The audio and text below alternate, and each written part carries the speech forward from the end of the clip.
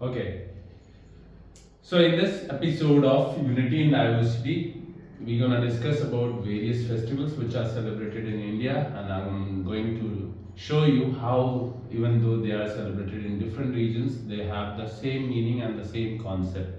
So when we talk about festivals, there are many festivals which are celebrated in India. There are some national festivals in the form of Independence Day, Republic Day, Gandhi Jayanti, etc. etc.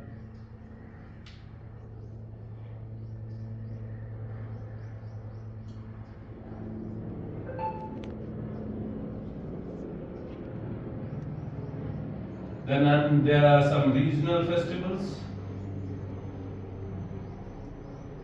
Now, in this, you will come across many festivals, but when we talk about festivals, I would like to discuss about Makar Sankranti. One of the major festivals celebrated in India is Makar Sankranti, and not many know that this festival, especially, is given many names in different regions, like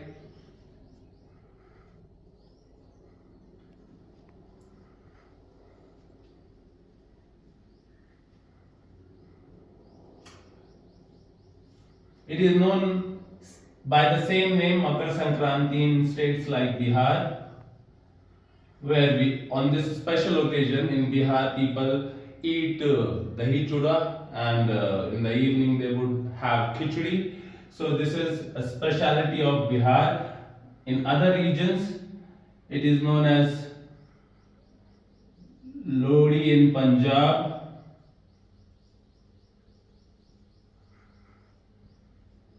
In Tamil Nadu, it is named as Pongal.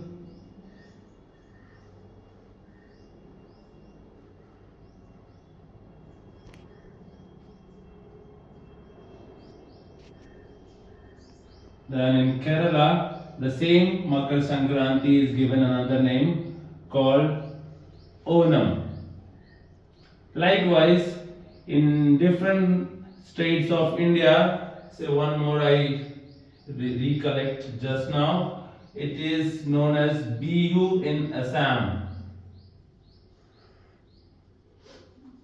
These are all regional festivals of different parts of our country, but they all are related in one way. What is that relation? How they are related?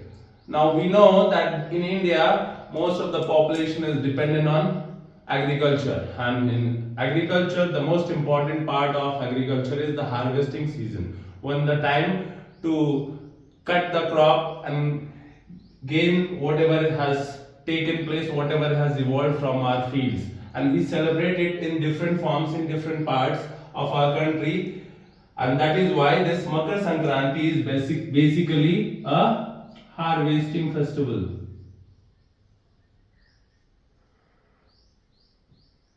So Makar Sankranti is celebrated in different parts of the country as harvesting festival, and that is why it has so many names, but the actual meaning of it is that the harvesting season has arrived, and that is how they worship the god, and then they start with their harvesting season. So these are various festivals which are celebrated in India, and one thing for common is there are many names given to the harvesting season in different regions, but they all mean the same. The kind of worship which people do in different parts, they celebrate it in their manner. They prepare good food, they go to their fields, and then they celebrate these festivals in different regions of India. So these festivals also show the great diversity in India which we find, and this is how the entire country is. Altogether, it is a very diverse country where there are many languages, many cultures, many communities, many languages. It's heck of a country, but overall we all are united. We all are living in the same society. We live together, we live happily, we share love, we share emotions with each other, and these festivals also play an important role. Just like the festivals, there is an epic spread of knowledge and literature which has happened, which has taken place over the last century, and in that Panchtantra which is nothing but a collection of delightful stories where the main characters are being played by animals.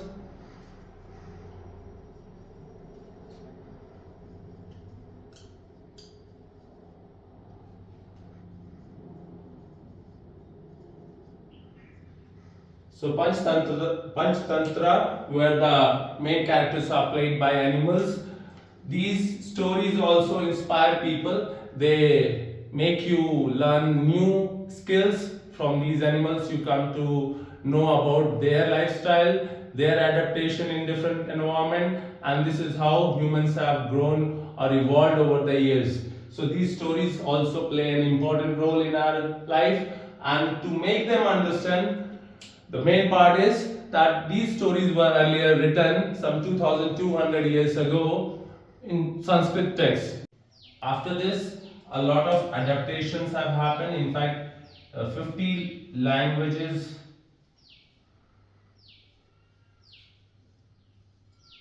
and some 200 adaptations.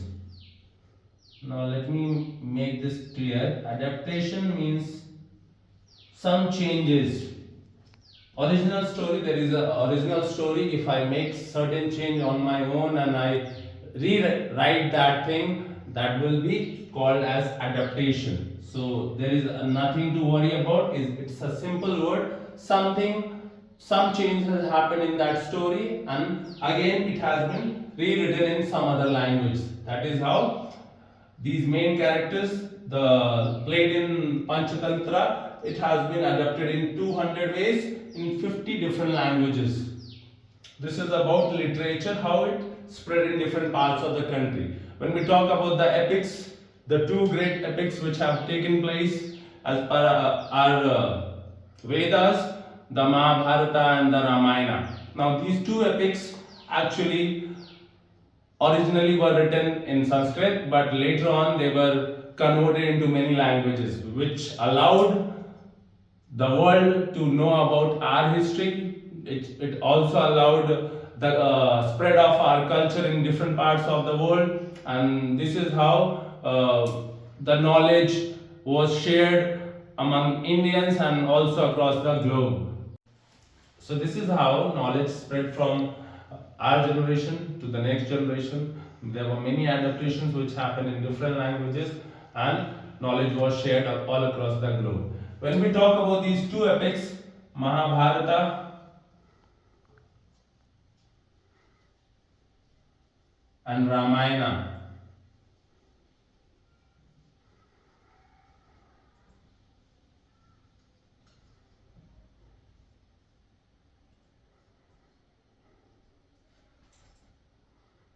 so when we talk about these two epics, Mahabharata and Ramayana, they tell us a story, and the original story is something. But when we talk about the tribal societies which live in the jungle area, there are many tribal societies which fall under minority community.